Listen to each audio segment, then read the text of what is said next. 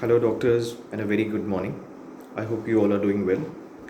I had shared a case on Instagram story, which the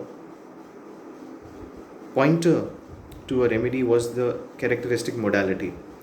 That lady told me that the current cycle she's having, the current menstrual cycle she's having, has lasted for more than eight days or so, and the previous cycle lasted for around 12 days. There is profuse bleeding. If I tried to elicit the character and consistency of the discharge, whether it is offensive or not, whether it is painful or painless, whether it is bright red, or it is dark.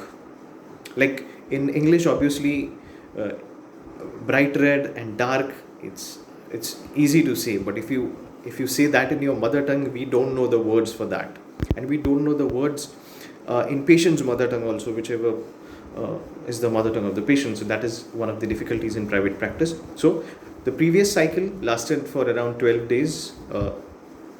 The cycle before that one was normal, and this cycle she came on the 8th day of period, bleeding still going on, which was profuse.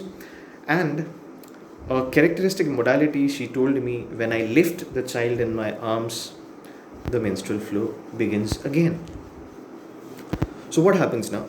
Modalities are indispensable in homeopathic practice. We know it is an essential element. It is an indispensable element of complete symptom, indispensable element of grand symptom. Even Boni Hussein included circumstantial modalities and time modalities in his 7 points. So you can understand the importance of modalities. Even in the Organon, particularly in the aphorisms 18 and 133, there may be other aphorisms also, but in the aphorism 133, even the circumstantial modalities are, the importance of circumstantial modalities is explained. Sometimes what happens now, we like try to dig in, but we don't get a single modality because maybe sometimes our case taking skills are lacking, or the person doesn't observe the modalities because he doesn't know that these are important in homeopathic practice. On the contrary, sometimes it happens that the modality is so prominent, it is so bothersome, it increases the ailment to such an extent, or it very markedly increases the ailment, and hence the patient spontaneously tells the modality.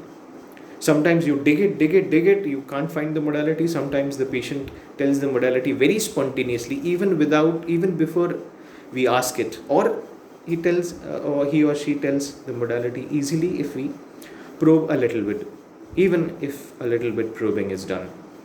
So she told me, when I lift the child in my arm, there is a menstrual flow.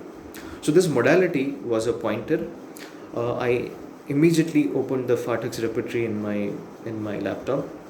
So only one remedy was given, that is Kreosote. So I thought, instead of prescribing only on this modality, though it is a singular Kreosote in this modality, menses aggravated by lifting. So I thought, let's see, does it cover the protracted menses and the profuse menses and the copious menses also? So in the synthesis repertory, I saw that it covered both. And she also told me one thing: she had a fall on back 2 days back, and the back is aching since then. So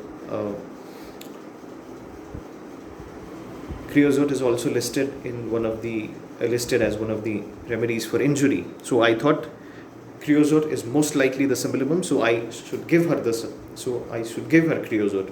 I gave her Kreosote 30 BD for 2 days, and I took the follow-up after 2 days. She was more than 50% better. The next prescription, Kreosote 200 in very infrequent doses, in divided doses. So this was an interesting case, a case of rapid prescribing, the importance of modalities. And I had also shared, just as I told you that I had shared this case on Instagram, I received some inputs. A very nice remedy would have been Hamamelis. I did not think of Hamamelis, but Hamamelis is perhaps the closest remedy that could have come to Kreosote. I received some other inputs such as crocus. Some of the persons correctly said Kreosote. So thumbs up for Hamamelis and for Kreosote, but she was benefited by Kreosote. So this is a short video. Stay tuned for more stuff. Thank you so much.